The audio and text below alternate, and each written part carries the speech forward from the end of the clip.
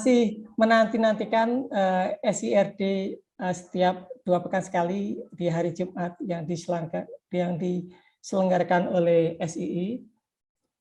Baik, yang kali ini kita akan mengangkat tema tentang yang sepertinya menarik sekali, tentang komunikasi dan reputasi apa kaitannya, yaitu dalam tema komunikasi efektif CSR dan penguatan reputasi perusahaan. Bagi Bapak Ibu dan mungkin ada beberapa narasumber yang belum tahu, kami informasikan bahwa SIRD ini adalah forum yang diadakan oleh SII yang membahas tentang isu tentang program investasi sosial, termasuk yang tema kaitannya dengan keberhasilan pelaksanaan program dari investasi sosial itu sendiri. Dan kami selenggarakan setiap bulan, biasanya 2 kali. Nah, untuk yang kali ini akan dipandu oleh Bapak Denny Ijjar Irmawan, yang kebetulan Pak Fajar berhalangan karena kendala sakit. Mudah-mudahan kita doakan bisa lain waktu bisa bergabung kembali, yang biasanya mendampingi kita untuk acara SIRD. Kali ini akan dipandu oleh Pak Denny. Selamat sore Pak Denny. Ya, selamat sore Mas Arief. Bagaimana suara saya kedengaran dengan baik? Kedengaran Pak, jelas sekali. Ya, alhamdulillah Pak Denny sudah bergabung. Terima kasih Pak Denny sudah bersama kita untuk mendampingi narasumber yang luar biasa ini. Oh ya, sama-sama selamat sore Bapak Ibu, Bu Mila, Pak Anton, Pak Sandy. Salam kenal. Selamat sore. Baik, silakan Pak Denny untuk waktu dan layarnya kami persilakan. Sudah lebih dari 5 menit dari acara yang 15.30 biasanya kami laksanakan. Silakan Pak Denny. Oke. Baik, terima kasih Mas Arief. Ya, selamat sore Bapak Ibu peserta diskusi sore hari ini, diskusi SIRD edisi yang ke-36. Dan sore hari ini tema yang diangkat mengenai komunikasi efektif CSR dan penguatan reputasi perusahaan. Tentu bagi Bapak Ibu yang berkecimpung di dalam perusahaan ataupun lembaga, komunikasi yang efektif terkait program CSR tentu sangat diperlukan ya, terutama untuk penguatan reputasi perusahaan. Dan sebelumnya saya juga menyapa semoga Bapak Ibu yang hadir pada sore hari ini dalam keadaan sehat walafiat. Pokoknya salam sehat semuanya ya. Kemudian juga semoga yang mungkin sore hari ini dalam perjalanan pulang biasa nih akhir weekend ya, Jumat sore, semoga sambil menyimak dalam keadaan lancar dan selamat sampai tujuan. Baik, Bapak Ibu semua yang berbahagia, sore hari ini sudah ditemani, sudah hadir ya para pembicara kita, ada Ibu Mila, Pak Anton, dan juga Pak Sandy. Nanti untuk sesi ngobrol sore hari ini kita biasanya dalam suasana serius dan santai ya Bapak Ibu. Seperti biasa nanti kami akan persilahkan bergiliran para pembicara menyampaikan materinya 10-15 menit. Kemudian nanti ada sesi juga setelah pembicara yang pertama dan kedua, mungkin kami akan memberikan kesempatan khusus ya bagi Bapak Ibu para peserta sore hari ini yang hadir untuk bertanya, bisa melalui raise hand ataupun chat box begitu. Dan setelah itu nanti di akhir akan ada diskusi bersama juga begitu ya. Baik, sebelumnya mohon panitia untuk menyampaikan terlebih dahulu barangkali profil pembicara kita pada sore hari ini. Silahkan.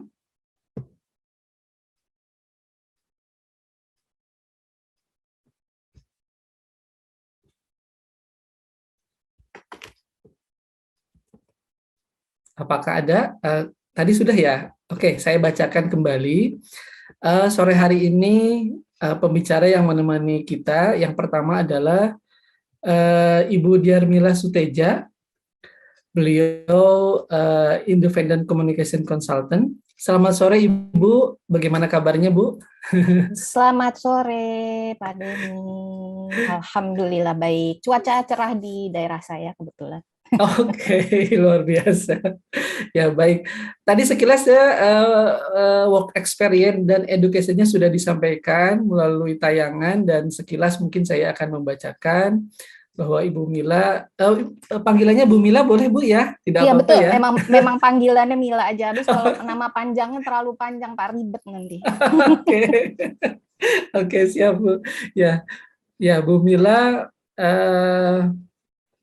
Banyak sekali ini pengalaman bekerjanya, mulai dari session manager dulu di Radio Klasik FM Jakarta, kemudian juga lecturer juga, trainer juga, dan terakhir di 2021 ini beliau sebagai Independent Strategic Communication Consultant di Astara Sandanaya Rahayu dan Adjunct Lecturer di Bakri University, begitu. Pendidikan beliau terakhirnya di Master of Science University of Indonesia. Baik, saya kira sekilas ya Bu ya, supaya hemat aja waktu memperkenalkan Ibu, dan boleh kami persilahkan untuk waktu dan layarnya 10 menit ke depan kepada Bu Mila. Dipersilahkan Bu. Baik, terima kasih Pak Denny. Selamat sore kepada para pembicara lainnya, khususnya Pak Anton dan juga Pak Sandy. Juga kepada tim Social Investment Indonesia, terima kasih sekali atas kesempatannya untuk bisa sharing sore hari ini. Juga kepada Bapak Ibu peserta semuanya, mudah-mudahan sesi saya bisa memberikan ada manfaatnya lah kira-kira. Ini semuanya adalah berdasarkan observasi dan pengalaman saya, dan semoga bisa bisa menjadi bahan diskusi kita lebih lanjut nantinya ya. Mungkin saya perlu minta tolong sama tim SII untuk slides-nya karena biar demi kemulusan acara. Karena saya khawatir akan terjadi masalah teknis kalau di saya. Siap Bu Mila. Panitia mohon Mas Rizal atau Mas Arief untuk membantu menampilkan materi presentasinya. Silakan. Siap, Pak. Mohon ditunggu. Apakah sudah muncul? Oke, progres. Oke, sip. Kok ditutup lagi?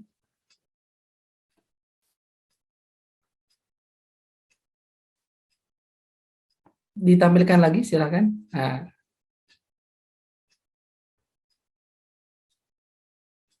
Oke, baik. Silakan Bu Mila. Ya, baik. Terima kasih Pak Denny.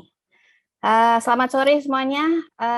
Senang sekali saya bisa ada di sini dan kita langsung saja masuk ke dalam topik bahasan, di mana kita akan membahas tentang CSR Communications ya, yang sangat penting sebenarnya untuk dikuasai supaya segala upaya yang sudah dijalankan baik oleh tim CSR maupun perusahaan secara keseluruhan tidak sia-sia, kira-kira gitu kali ya. Soalnya kemarin saya sempat bicara sedikit background sama teman-teman yang praktisi CSR, sebenarnya kenapa sih ada ganjelan-ganjelan apa selama ini yang berkaitan dengan komunikasi CSR, dan berdasarkan input-input tersebut beserta dengan pengalaman saya dan observasi saya selama beberapa tahun terakhir ini, saya coba untuk sharing kepada Bapak Ibu sekalian sore hari ini.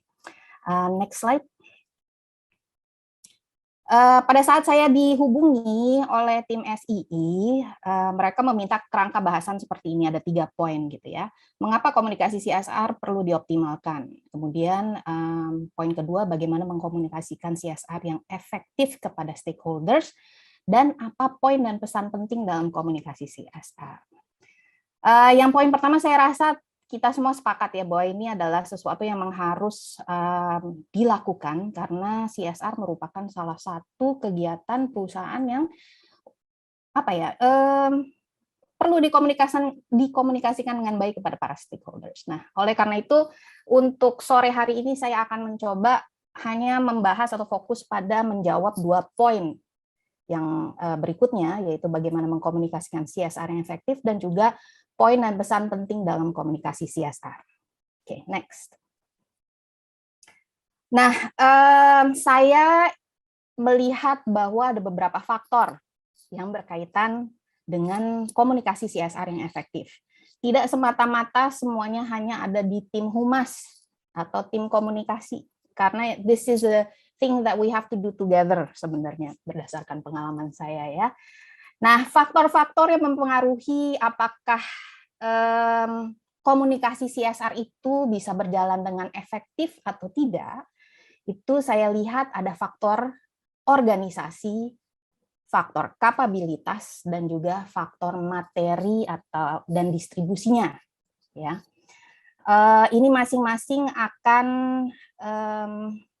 membuat atau menentukan dinamika di masing-masing perusahaan. Karena akhirnya di setiap perusahaan tantangannya berbeda. Kondisinya berbeda, kultur perusahaannya beda, orang-orangnya beda, makhluk industrinya juga beda, gitu ya. Jadi ini semua akan meramu atau menjadi bagian dari bisa tidaknya sebuah komunikasi CSR berjalan dengan baik. Next. Nah, kita bahas selintas tentang organisasi ya, karena ini saya waktunya terbatas, jadi saya hanya akan menyampaikan bahwa intinya sebuah organisasi atau kita ngomongnya dalam arti perusahaan nih ya, struktur organisasinya, itu juga menentukan bagaimana ke depannya nanti komunikasi CSR-nya. Kalau kegiatan CSR-nya itu posisinya di dalam mata perusahaan itu sebagai sesuatu yang penting, sesuatu yang strategis, itu bagus, gitu ya.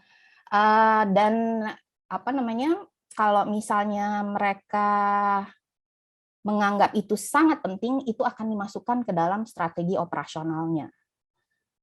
Ada perusahaan, entah karena industrinya, entah karena filosofinya, menganggap CSR itu hanya semata-mata untuk PR saja, hanya untuk image, bahwa kita sudah melakukan suatu hal yang baik. Tapi kalau dilihat dari filsafat perusahaannya, barangkali tidak ada sebuah strategi yang mumpuni berkaitan dengan CSR. Jadi balik-balik lagi, how atau bagaimana posisi CSR di dalam sebuah perusahaan itu juga menentukan bagaimana nanti sebuah program komunikasi CSR bisa dijalankan secara efektif atau tidak. Hal lain yang saya ingin sampaikan di sini adalah berdasarkan pengalaman, ya, berkaitan dengan struktur organisasi sebuah perusahaan, yaitu di mana posisi tim CSR, kemudian tim komunikasi, beserta tim humas lainnya. Jadi kalau yang saya maksudkan dengan tim humas itu adalah misalnya teman-teman Gavrel atau tim humas yang menghandle segala sesuatu yang ada di lapangan misalnya gitu. Kalau mereka tidak berada dalam satu struktur atau satu payung, biasanya komunikasinya berabe. Ya, karena kepalanya nggak ada satu.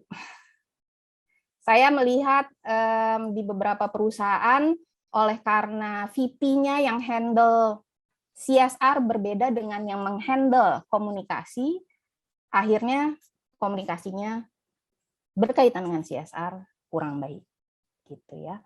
Dan mungkin hal terakhir tentang yang berkaitan dengan organisasi adalah juga proses atau SOP yang ada di dalamnya. Ya, berkaitan dengan persetujuan, approval, bagaimana kita untuk mengeluarkan informasi kepada stakeholders itu, apakah cukup di manajer komunikasi langsung jalan, atau ini sampai harus ke presiden atau pimpinan tertinggi dari perusahaan. Itu juga akan menentukan efektivitas, karena otomatis dengan adanya step-step approval yang terlalu panjang, akhirnya akan terjadi filter-filter dengan sendirinya, dan akhirnya konten dari komunikasinya mungkin banyak yang jadi disensor, sehingga pada saat dia menjadi materi terakhir yang disampaikan kepada stakeholders, jadinya kurang efektif. Kira-kira gitu. Oke, next slide. Nah, kapabilitas. Kapabilitas di sini saya melihat secara menyeluruh ya, nggak semata-mata di tim komunikasi, karena berdasarkan pengalaman saya, it takes two to tango, even more sometimes. Jadi baik tim CSR maupun tim humas dan tim komunikasi itu benar-benar harus memahami tentang CSR, nggak bisa menganggap itu bukan kerjaan gue, jadi gue nggak bisa, gitu ya. Nah, untuk tim CSR tentunya yang paling penting adalah punya kemampuan untuk membuat program CSR yang berdampak dan esensial. Yang saya maksud di sini adalah dia bukan sekedar program CSR yang sekali jadi terus hilang gitu dari pemberitaan gitu ya. Seperti terus terang aja kayak contohnya donasi itu paling gampang, itu cuma sekali muncul, that's it, gone gitu ya. Tapi kalau kita bicara tentang esensial, biasanya akan lebih mudah untuk dikomunikasikan karena banyak informasi yang bisa digali gitu, yang bisa dijadikan bahan untuk tim komunikasi menyampaikan kepada para stakeholders ya. Nah, tim humas juga harus mampu memahami para stakeholders-nya masing-masing gitu. Jangan sampai kita sering masuk, ya udah ini aja yang lagi dilakuin sama perusahaan lain kok, ini yang lagi trending, kita ikutan aja bikin CSR itu gitu. Pada akhirnya kalau itu bukanlah sesuatu yang dibutuhkan oleh masyarakat sekitarnya, akhirnya program CSR itu tidak menjadi apa-apa, tidak berdampak apapun ya. Dan kemampuan berkomunikasi dan bekerja sama antar tim itu penting sekali. Nah, khusus untuk tim komunikasi atau PR, berdasarkan pengalaman saya memang nggak gampang ya untuk bisa memahami berbagai jargon yang ada di dalam CSR plus yang berkaitan dengan sustainability gitu ya. You have to have harus mau untuk meluangkan waktu untuk belajar itu masing-masing artinya apa. Dan itu nggak mudah gitu. Dan ini adalah tantangan bagi tim komunikasi untuk mau belajar dan untuk memahami, dan kemudian mampu juga untuk menerjemahkannya ke dalam bahasa sehari-hari. Karena stakeholders di luar sana, apalagi ya, mereka nggak ngerti itu tentang berbagai jargon yang ada. Jadi akhirnya mereka merasa, nggak penting buat gue, gitu kira-kira ya. Dan tentunya kemampuan menulis tim komunikasi itu adalah merupakan salah satu hal yang penting juga.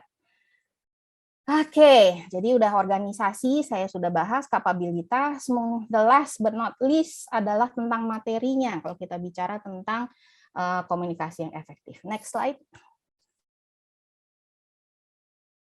Jadi berdasarkan apa yang saya amati selama ini, seringkali materi yang muncul itu aja. Ya, misalnya kalau tadi aja saya lagi browsing iseng salah satu perusahaan transportasi gitu ya. Di websitenya itu berita tentang CSR-nya itu benar-benar data. Jadi mereka telah memberikan bantuan beasiswa kepada masyarakat di sekitar kantor mereka, berapa jumlahnya, terus kategori tingkat sekolahnya kelas berapa, anak-anaknya penerima beasiswa, dan jumlahnya. That's it. Benar-benar hanya data angka dan fakta. Nah, ini terus terang nggak salah, sama sekali nggak salah gitu. Tapi kalau kita mau menanyakan tentang apakah efektif atau tidak, barangkali kurang gitu ya. Nah, di sini yang kita harus sama-sama pahami, baik tim CSR maupun tim komunikasi, bahwa untuk meramu data itu memang tidak gampang. Dan untuk menjadikannya sebuah tulisan yang menarik juga nggak mudah gitu ya. Saya sering melihat misalnya kalau lagi di website-website ada foto-foto seremonial istilah saya, atau yang mungkin kalau di sini di slide saya bilang materi ABS asal Bapak suka, di mana di situ tampak bos lagi ada di situ, bersanding dengan stakeholder yang pimpinan juga, tersenyum, salam jempol, and that's it. Gitu. Kemudian di bawahnya hanya tadi data dan fakta gitu. Kemudian ada juga yang barangkali karena keterbatasan timnya juga, tidak banyak orang gitu ya. Jadi materinya yang dipakai, yang tadi penuh fakta dan data, dipakai di semua saluran media termasuk sosial media gitu ya. Ini harus dilakukan pendekatan baru menurut saya. Ya, kalau memang kita mau komunikasi yang efektif, kalau teman-teman atau Bapak Ibu sekalian ngelihat, kalau kita ngelihat sosmed, apa sih yang paling bikin kita tertarik? Apakah fakta dan data?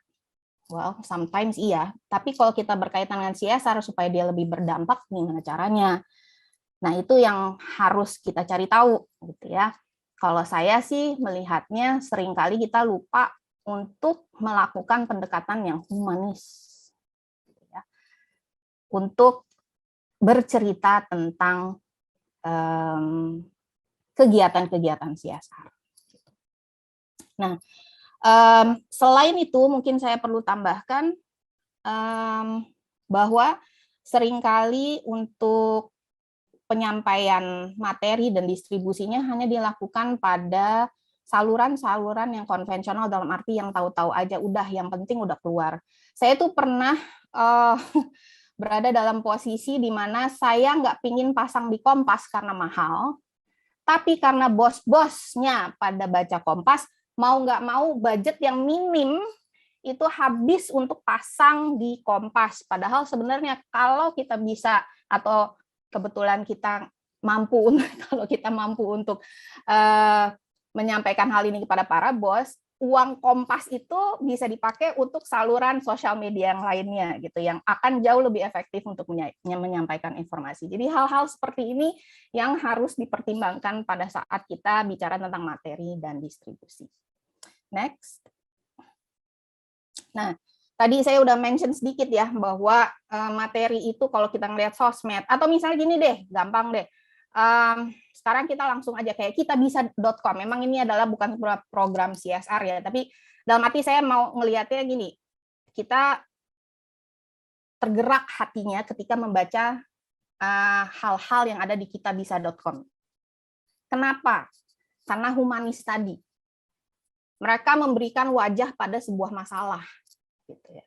Nah, saya tidak maksudnya untuk mengatakan bahwa kalau Anda melakukan sebuah komunikasi CSR, kemudian membuat para penerima manfaat itu sebagai korban, jangan, bukan gitu. Cuma justru di situ galilah informasi positif yang bisa disampaikan tentang si penerima manfaat yang berkaitan dengan program CSR yang dilakukan Bapak Ibu. Daripada mengatakan penerima beasiswa 265 orang dengan biaya total sekian miliar, anak-anak yang itu, bagi orang nggak kena ke hati. Gitu. Nah, kalau kita mau sesuatu efektif, biasanya kita harus main hati. Manusia tuh sukanya apa? Jadi kita harus mencari pendekatan humanisnya. Berkaitan beasiswa, mungkin highlight gitu. Salah satu dari anak-anak itu ayahnya mungkin adalah seorang buruh harian barangkali. Itu akan membuat cerita dari program CSR Anda memiliki value yang jauh lebih besar, dan biasanya orang akan bacanya lebih senang ketimbang hanya angka-angka. Ya.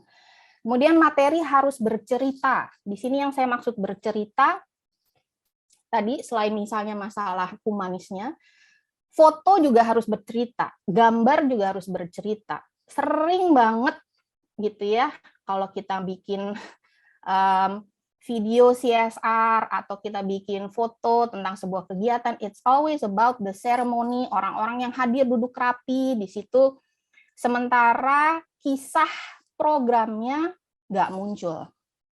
Saya tidak mengatakan bahwa tidak perlu untuk melakukan dokumentasi pada saat seremonial, bukan itu. Tapi saya ingin mengingatkan bahwa esensi dari program tersebut bukan hanya di seremoninya saja, tapi di dalam programnya itu sendiri. Jadi kalau misalnya ada sebuah program baru yang lagi di-launching oleh teman-teman, Bapak Ibu sekalian, bisa sebaiknya ada orang yang sudah disiapkan untuk mendokumentasi dari awal. Jadi nanti pada saat program udah berjalan dan berhasil, ada tuh ceritanya, step-stepnya. Dan itu akan menjadi sebuah materi yang jauh lebih valuable, yang akan jauh lebih menarik. Ya. Materi juga harus disesuaikan dengan stakeholder atau audience. Ya. Maksud saya, kita jangan terpaku, pokoknya saya cuma punya satu report, itu aja yang saya bawa kemana-mana. Kalau report itu isinya cukup apa ya istilahnya, variatif dalam arti menarik buat banyak audiens nggak apa-apa. Tapi seringkali sebuah perusahaan itu hanya punya misalnya laporan keuangan atau mungkin company profile gitu ya, yang kadang biasanya CSR juga hanya selintas disampaikan di situ. Kalau saya sih menyarankan sebaiknya mempersiapkan beberapa materi yang disesuaikan dengan stakeholder atau audience. Kalau secara umum dibagikan kepada stakeholder umum nggak apa-apa. Tapi ketika kita misalnya berhadapan dengan Pemda, siapkanlah paket materi yang tailor-made untuk Pemda. Gitu. Karena Pemda intinya kepingin tahu apa, masyarakatnya maju, masyarakatnya mendapat manfaat dari program CSR-nya. Focus on that. Gitu ya. Sementara kalau kita bicara tentang, misalnya kita bicara dengan masyarakat umum, supaya nggak kesannya kayak kemarin tuh yang keluar kata-kata tidak sincere, kepura-puraan ya kalau nggak salah ya. It needs to, itu tadi harus ada sentuhan ke hati, ke rasa kemanusiaan kita gitu loh. Jadi jangan sekedar menunjukkan atau memamerkan, ini loh saya perusahaan yang punya budget sekian ratus miliar yang saya sampaikan kepada masyarakat. It sounds so insincere. Kayak kesannya kayak pamer kekayaan. So, kembali lagi masalah humanisnya itu sangat penting ya. Dan terakhir ini sekarang apalagi dengan berbagai saluran sosial media ya, TikTok, Instagram, Snapchat saya belum nggak terlalu ya, tapi kita harus mengingat bahwa sekreatif-kreatifnya kita mau bikin program gitu ya di sosial media tersebut, menyesuaikan seperti saran saya tadi, sesuai dengan salurannya, sesuai dengan audiensnya, harus tetap ingat bahwa apa yang kita lakukan tuh harus sesuai dengan brand attributes dari perusahaan kita. Gitu. Oke, next. Distribusi. Distribusi ini juga penting, saya perhatikan kadang-kadang yang suka kelupaan karyawannya sendiri nggak diceritain tentang CSR-nya. Padahal karyawan lain di luar tim CSR, di luar tim humas gitu ya, itu mereka bisa jadi duta perusahaan, dan semakin mereka tahu, mereka bisa jadi membantu Anda juga untuk menyampaikan cerita-cerita tentang program-program CSR yang berhasil gitu ya. Juga yang penting mungkin adalah having on board tim operasional ya, karena kalau kembali lagi ya, kalau organisasi perusahaannya itu memiliki strategi operasional yang juga mengintegrasikan strategi CSR di dalamnya, harusnya gandengan tuh tim operasional sama CSR. Jadi mantap gitu loh jalannya. Nggak jalan sendiri-sendiri gitu kira-kira ya. Nah, dan seperti standar biasa kalau di komunikasi dan PR, strategi distribusi media penting, strategi waktu distribusi juga penting ya, dan perlu dipilah-pilah juga jangkauan nilai berita. Jangan juga berita yang sebenarnya value-nya sangat lokal, karena bos minta itu harus nasional, dipaksa ke nasional, budget habis tapi efeknya nggak ada apa-apa gitu. Mungkin lebih baik nggak main nasional tapi cukup di daerah di mana program itu berada, malah itu menjangkau stakeholder secara langsung. Misalnya itu hanya contoh ya. Dan itu tadi ya, word of mouth. Kalau ini untuk tim humas secara keseluruhan.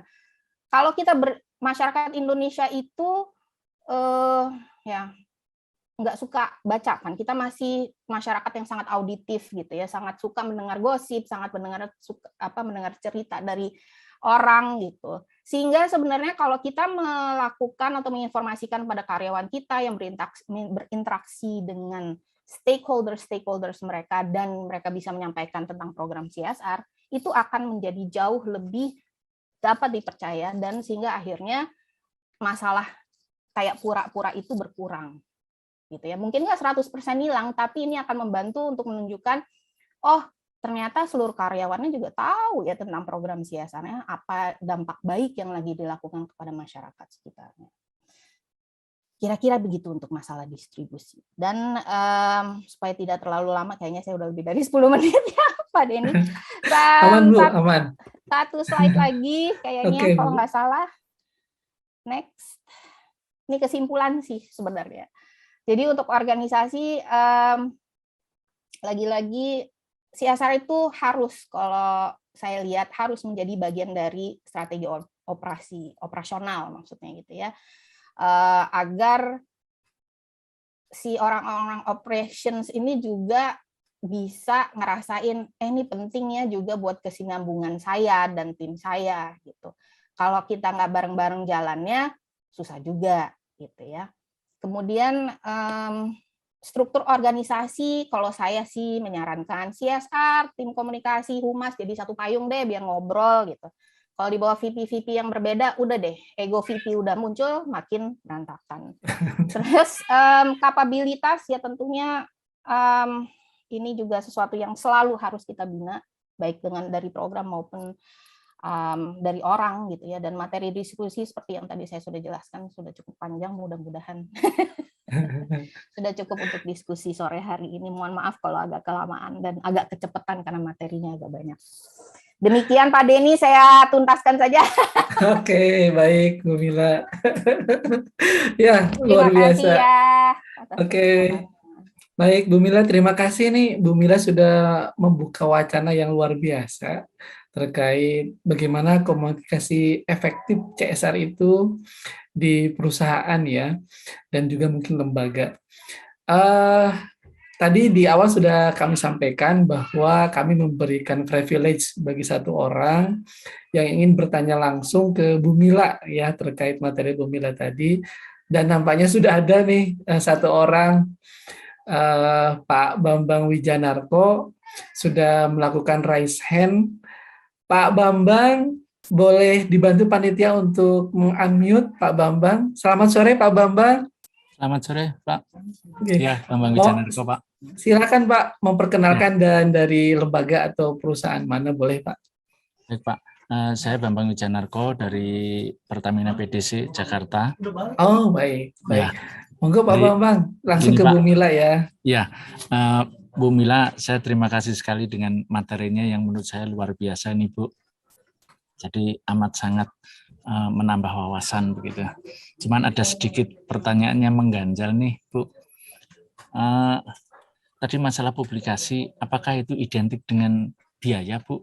Maksud saya, tadi kan disampaikan bahwa kalau cukup dengan publikasi lokal, kenapa harus nasional kan gitu? Dan itu hubungannya dengan masalah biaya. Sekiranya memang harus berhubungan dengan masalah biaya, bisa nggak misalnya itu nggak ada kaitannya dengan biaya gitu? Misalnya nih, kegiatan kita itu kan dari sisi berita juga mungkin sangat dibutuhkan juga oleh media begitu atau gimana gitu. Itu aja Pak, terima kasih. Terima kasih Pak Bambang. Silakan Bu Mila, boleh langsung ditanggapi Bu. Oke Pak Denny, terima kasih. Pak Bambang, terima kasih pertanyaan. Emang itu tantangan tersendiri kalau nggak punya duit. Saya pernah dalam kondisi seperti itu, tapi memang akhirnya harus kreatif Pak. Sebenarnya ya kalau misalnya tim punya hubungan baik dengan media, ya itu tanpa kadang-kadang tuh kita nggak harus ngeluarin duit banyak-banyak sih gitu untuk placement. Sebenarnya kita tuh bisa melakukan sebuah acara kumpul-kumpul, makan-makan. Gue mau cerita nih, gitu. Gue punya program gini-gini. Kira-kira bisa naik nggak di tempat kamu? Kalau bisa kita punya hubungan baik dengan media tersebut, bisa aja tuh naik gitu ya tanpa keluar duit, nggak pakai uang placement gitu. Jadi memang ada beberapa taktik sih Pak Bambang ya, dan saya sih menyarankan nih, jadi kalau di dalam media itu kan distribusi media itu ada yang istilahnya yang kita own channelnya, jadi yang kita miliki. Pertamina barangkali punya website gitu ya, manfaatkanlah itu gitu ya, punya sosmed, manfaatkanlah itu, ngobrol sama tim komunikasi. Mungkin saya nggak tahu ya di Pertamina gimana prosesnya, tapi manfaatin yang gratis-gratisan seperti itu. Dan kemudian saya sarankan itu tadi, karyawan dikasih tahu juga gitu. Pasang di, entah nggak tahu di internal communication Pertamina bagaimana, sampaikan ini hal-hal baik yang dilakukan unit usaha Pertamina yang ini kepada masyarakatnya. Memang mungkin tidak akan langsung kayak hasilnya reputasi langsung berkiprah, langsung wah gitu ya, tapi kita tetap harus berkomunikasi. Saya punya prinsip itu gitu. Dengan seminimal apapun fasilitas yang kita miliki, kita harus kreatif gitu, memanfaatkan apa yang kita punya. Nah,